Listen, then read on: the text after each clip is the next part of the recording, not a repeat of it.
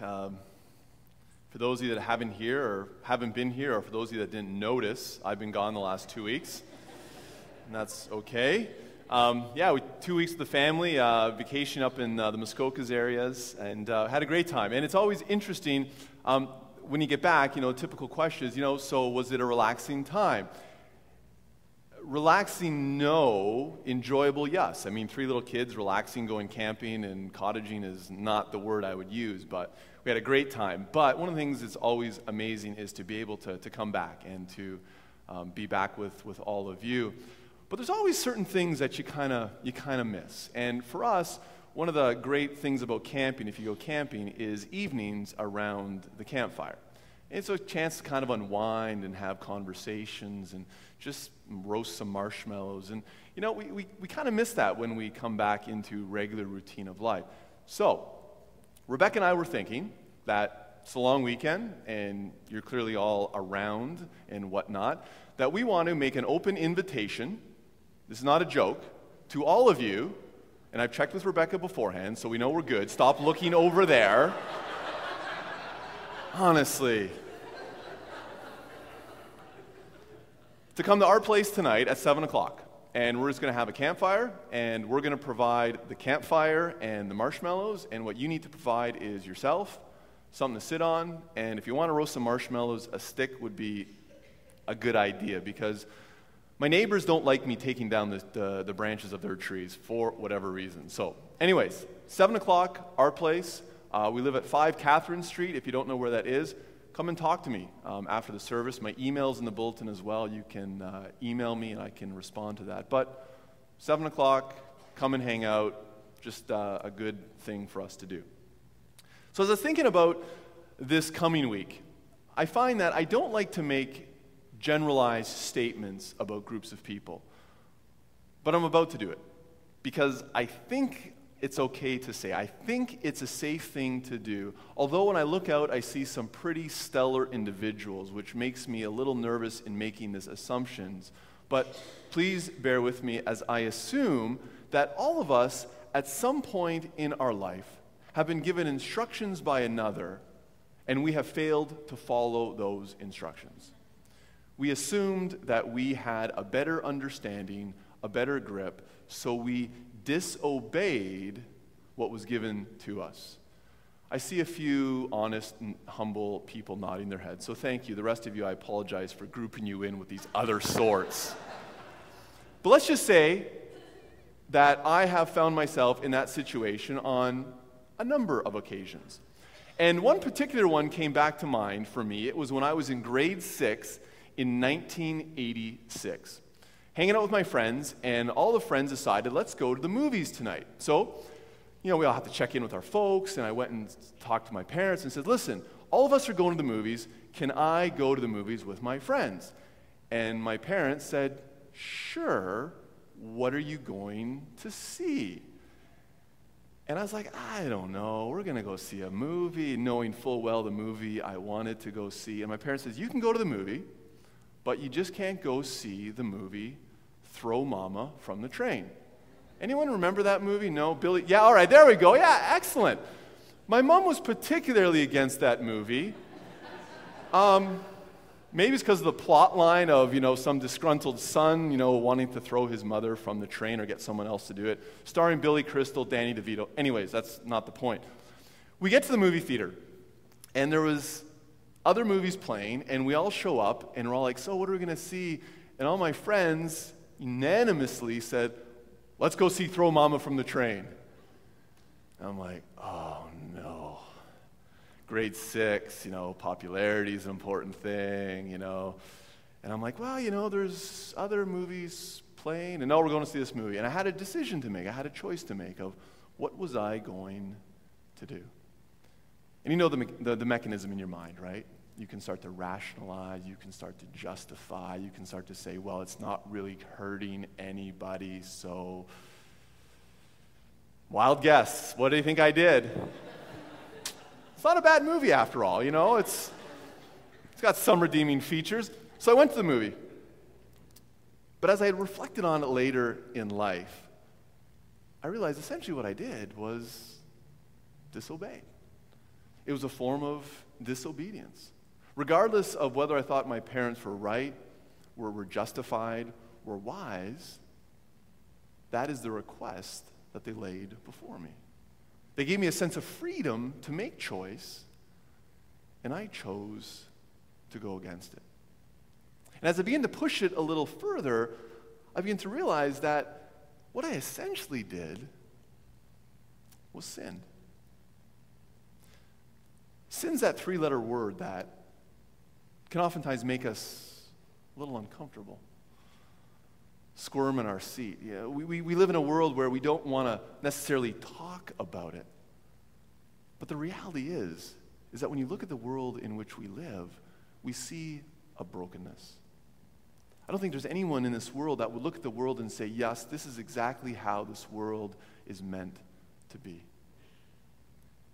If we get even more personal and start to look at our own lives, maybe not publicly, maybe not to many people, but I think if we're really being honest about who we are, we may come to a place of realizing, you know what? I am maybe not the best possible version that I could be. There's a sense of brokenness. There's a sense of discontent.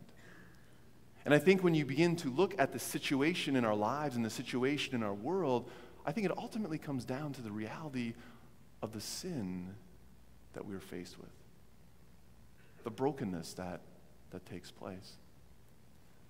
So this morning, I just want to take some time to begin to look at how this becomes a reality, but not simply fixate ourselves upon the situation, but begin to ask ourselves the question, okay, if this world is broken, if I am broken, where does healing, where does redemption truly come from? If you've been with us this summer, we have been working through a series through the book of Psalms, and essentially the Psalms are people's prayers to God, people's honest, open conversations with Him. And what we've been doing is we have been jumping into various conversations of people in different times and in different situations, in different settings, and beginning to have a better understanding of what it looks like when we allow ourselves to get beyond the small talk with God. You know, sometimes we like to keep God on the surface. We like to have these pleasant conversations with Him when things are going well and when things are going right. But are we willing to really kind of get down deep and have those honest conversations? Because I believe that it's when we do that it's when not only our lives begin to become changed, but we truly have a better sense and grasp as to who God is and what God wants for us. So this whole summer, we're looking at various conversations that we can have with God as an opportunity for us to begin having some of those conversations with Him as well. And so this morning's conversation is upon that very issue of brokenness, that very issue of things not going according to plan because of the sin in this world and because of the sin in our lives. And we're going to land on just one particular place. So many places we could go in the Bible, but we're going to land on Psalm 51, which Karen has just read for us. Now, the interesting thing about a number of the Psalms is that when you read them, not all of them we know who wrote them. Not all of them we know the exact circumstances or situations of when they were first offered to God. But in this case, we do know. We do know the very circumstance and situation.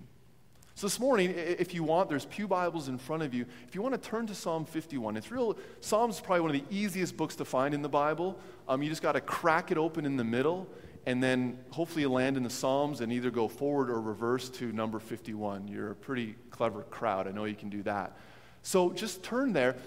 I'm going to kind of give you a bit of the Coles Notes version as to what Psalm 51 lands on. Some of you probably know the story and the situation. For those of you that don't, I'm going to share a little bit about it so that Psalm 51 begins to make more sense, because it is not some generic prayer and plea to God for mercy and forgiveness. It is drilled right into a specific situation of one man's intense brokenness. If you want to know more about it, it's found in 2 Samuel chapter 11 and 12. But it's a psalm of David.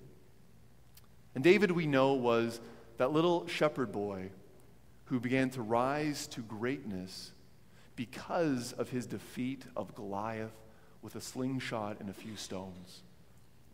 Well, David's prominence continued to increase, and he was promoted and promoted and promoted till eventually he became the most powerful man in the nation. He became the king of Israel. And historians would argue that David was the greatest king in Israel's history. So he was not just some fly-by-night ruler of the nation. Well, we're told that on one particular day in the spring, when the kings often go off to war, David sent his armies off to war, but he remained at home. And on one particular night, it was kind of a restless night for him. He was unable to sleep. So David, like many people do when you can't sleep, you kind of pace and you walk and you think about things. And David's walking got him up onto the roof, up onto probably like a rooftop patio or terrace. And picture this, David is the king, so I'm just going to go out on a limb and assume that he's got the biggest house on the block. So he's up there and he's looking down. He can see what everyone else is doing in their place. And David's walking around, and suddenly something catches his eye. We're told it's a beautiful woman was bathing. And David notices her. And he notices her beauty. So he decides, I'm going to inquire and find out who this woman is. So he sends someone else to find out who this woman is. And it's interesting the language that is used, because the messenger comes back and says, her name is Bathsheba. Could have stopped there. Didn't. Said, the wife of Uriah the Hittite. Bathsheba married. David had a choice to make. But David was the king. David saw how beautiful this woman was, so he brought Bathsheba into his home. He slept with her. She became pregnant. In this one story, I think we really begin to see the human condition. We begin to see how it is played out. Absolutely, the circumstances and the situations may be different, but so often we're just kind of going through life. We're not doing anything wrong. We're minding our own business, and then suddenly, out of left field or down below us, we are hooked with some sort of temptation, something that gets us, and we have a choice to make. We can do what we sort of want to do, or we do what we think is right. And so often when we go the way that David, and we find ourselves getting deeper and deeper and deeper, the issue isn't the action that we took. The question becomes, will others find me out? That's a real beginning of the brokenness of this world, is that there's not a sense of necessarily right and wrong, which many of us have. It's a sense of, will others know this about me? Because notice that's when David begins to panic. It's when Bathsheba becomes pregnant, because guess what? Uriah is in the military, he's off fighting, and the people of Israel are pretty smart, and they can do the math, and when they realize that Bathsheba has a baby 9 months later, and Uriah was fighting, it's not Uriah's baby, so whose is it, David? So David devises a plan. He calls Uriah back from the front of the fighting, enticing him to sleep with his wife. Because now Uriah will sleep with Bathsheba, she'll be pregnant, all is good. You know, it's not a matter of right and wrong, it's covering up my steps. Well, Uriah is a man of integrity, and he refuses to go even into his home while his men are off fighting. So David tries a couple of different things, and Uriah doesn't. So David is scratching his head saying, I have to cover this up. So he sends Uriah back with a message with someone else saying, put Uriah at the front, at the fiercest place of fighting. And when the attack begins, retreat so that he will be struck dead. That's exactly what happened. David tried to sweep it under the carpet. And he thought he did, except there's an interesting kind of footnote at the very end of chapter 11 when it said the thing that David did displeased the Lord. Kind of wonder what the thing was exactly, because when you go through the list of it, David was like messing up on almost every commandment. Thou shalt not covet, thou shalt not commit adultery, thou shalt not murder, thou shalt, like one after another, one after another. What was just one thing? I think there's more than one thing here. David thought he was good. Began living his life. Until one day, a guy by the name of Nathan shows up. And Nathan was sent by God to confront David with what he had done. And Nathan does it by telling a story and really getting the emotion burning in David. And then finally Nathan says, "You were that man. You were that man." And suddenly David realized, although I could pull the wool over everyone else, everything is revealed to God. But he had another choice to make. How would he respond? How would he react? Would he justify? Would he excuse? Would he storm off in anger? Or would he say, well, I was tempted. I mean, this wasn't my issue. What would he do? Psalm 51 is David's response to that entire incident. As he comes before God, and you see just the raw emotion, and he says, "Have mercy on me. Wash me. Cleanse me from my sin." And then he says something really interesting in verse 4. He says, "Against you, you only have I sinned." You kind of want to stop there and say, David, you kind of messed up other people's lives as well. Uriah, Bathsheba, the baby that was supposed to be born died. Your entire family is now going to have significant strife and difficulty. You see, what David is doing is he is not diminishing the consequences of what he has done. He is not writing it off, but rather he is hitting home on such an important reality. And the reality is this, is that every action against anyone else is ultimately against God. You see, too often we may follow the mantra of saying, well, if it doesn't hurt anybody else, what difference does it make? And here in verse 4, David, along with other places, is reminding us that every act of disobedience, every improper act that we commit, isn't just against the party that we committed, whether there's a party or not. It is ultimately against God. And what sin begins to hit at is this reality, is the sense of brokenness is based upon the fact that we are broken in our relationship with God, and that needs to be sorted. It needs to be fixed. It can't simply be swept under. It can't simply be ignored, but it has to be dealt with in a real honest way. Sin is the word that we use to attach this aspect of brokenness. Sin is really an old archery term where any of you are archers, you know that you want to hit a bullseye. And every time you miss the bullseye, whether it's 300 feet or 3 millimeters, it's a sin because you have missed the mark. And God is saying every time you fail to follow in my ways, you are missing the mark.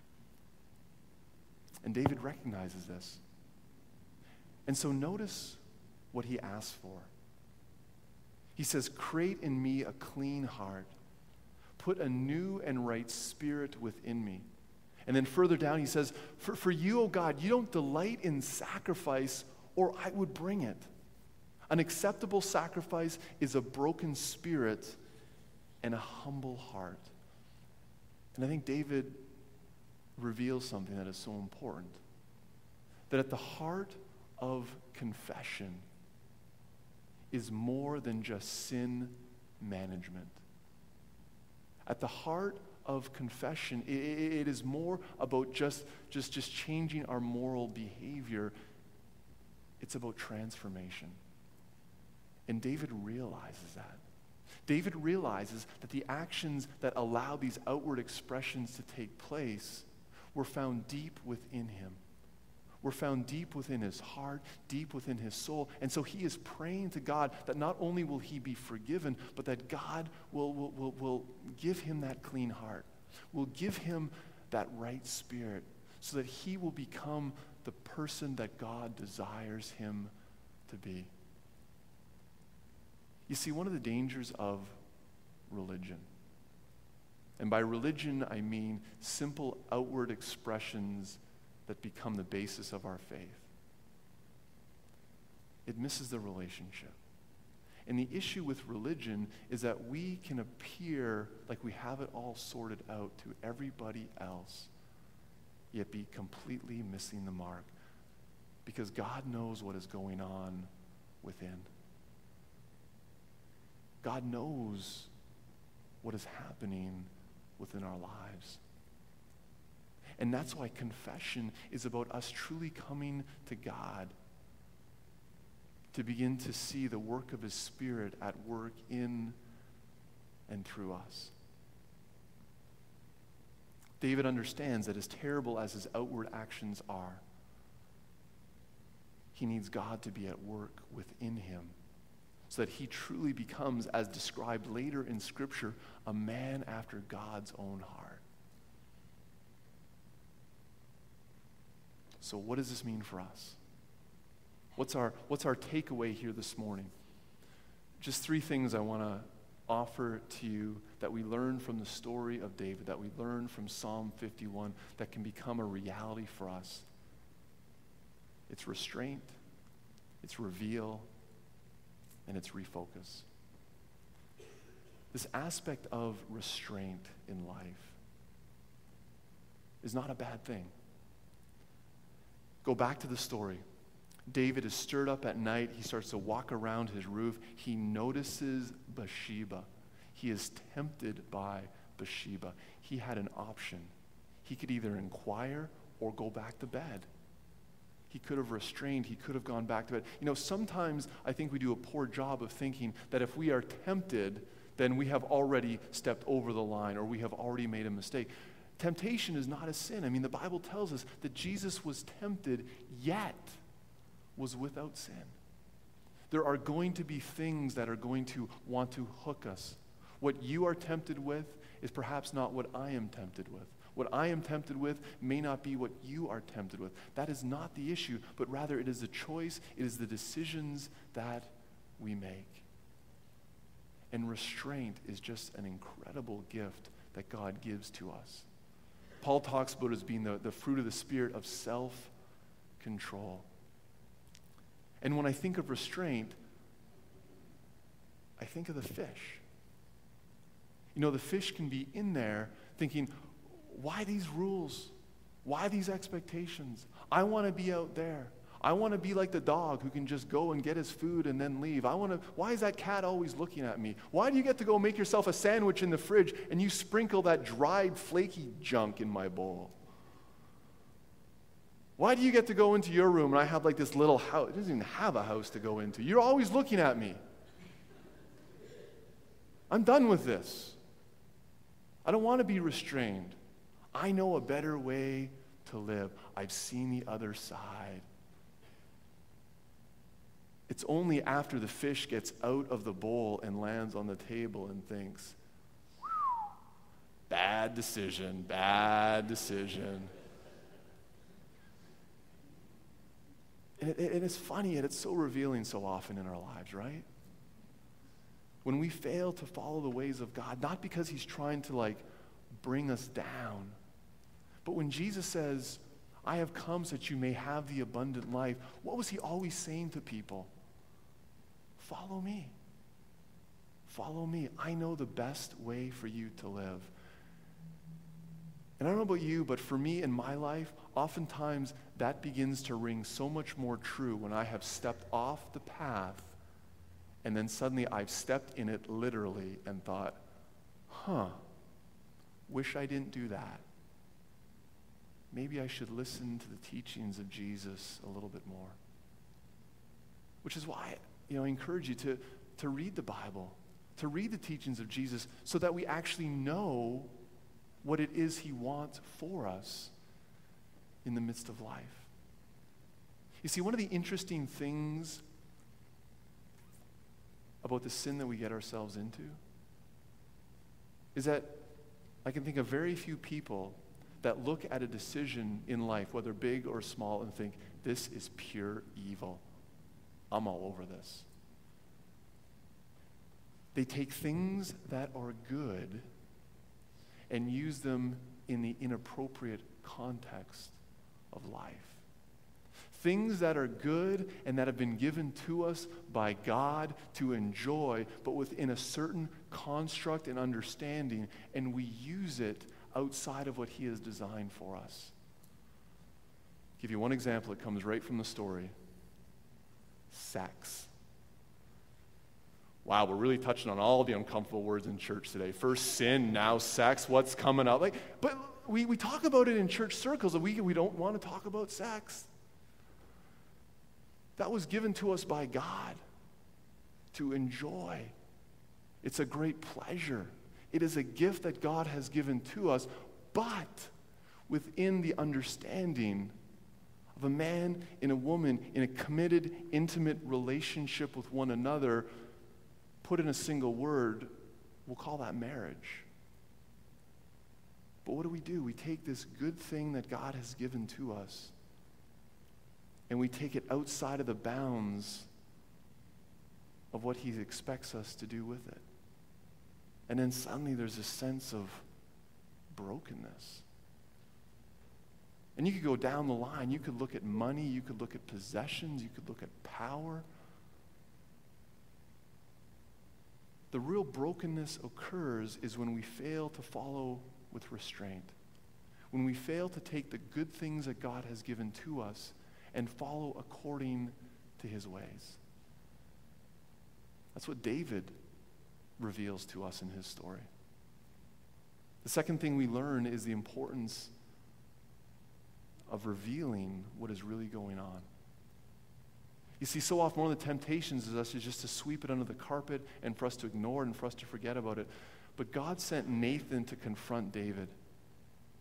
Not out of His anger, not out of His judgment, but out of His love. To correct that which had gone wrong.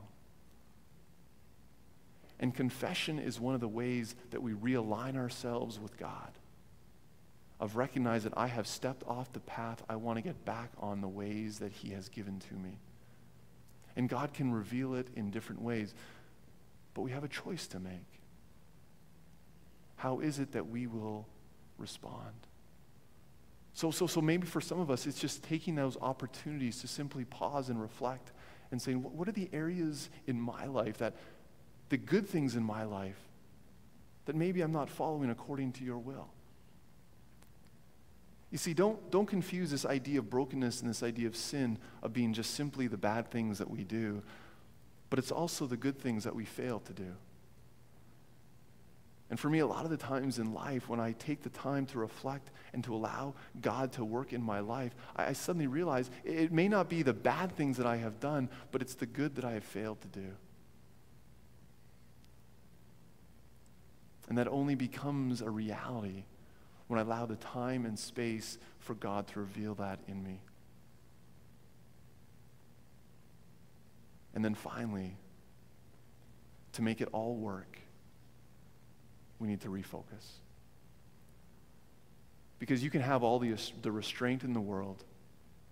You can allow God to reveal everything He needs to in your life. But if you don't focus on the cross, it's all for naught. You see, it's not about simply behavior modification. It is transformation. And the only way that transformation begins to be at work is when we see what Christ has done upon the cross for us. We open the service with those words of the Apostle Paul that says, if we claim to be without sin, we deceive ourselves and the truth is not in us. What John is doing is he is just setting up the next statement. Because he says, but if we confess, Jesus is faithful and just. He will not only forgive you, he will restore you. You see, what is planted in the understanding of confession is always the foundation of the cross. It's always what Jesus has done for us. That's why David says, when I confess, I receive the joy of your salvation. I will tell others of your greatness because I have experienced the incredible love that you want to shower upon us. Did you ever notice the people that were most attracted to Jesus and his ministry? The people who outwardly seemingly had the most brokenness going on. Because they saw the beauty of Jesus. Not in the fact that he just dismisses sin and says, don't worry about it, and pats them on their head and sends them on their way. But he deals with it head on so that he can restore the relationship. And that is the power of the cross. That is the power of the grace and the mercy that God gives to each and every one of us. But we miss out on that. We miss out on that when we think we have it all figured out. Because there's another category of people who, let's just say, didn't flock to Jesus. The religious folk. The folk that thought they had it all sorted out. They didn't see their need for Jesus. They didn't see their need to be forgiven because they took care of that on their own. The Bible tells us that David was a man after God's own heart. And when you begin to hear his story, you think, wow, that guy did some stuff. But he also understood the need to get right with God. It's the same gift that Jesus gives to all of us. We live in a broken world. We have broken lives. But healing and redemption comes through the gift of allowing Jesus in.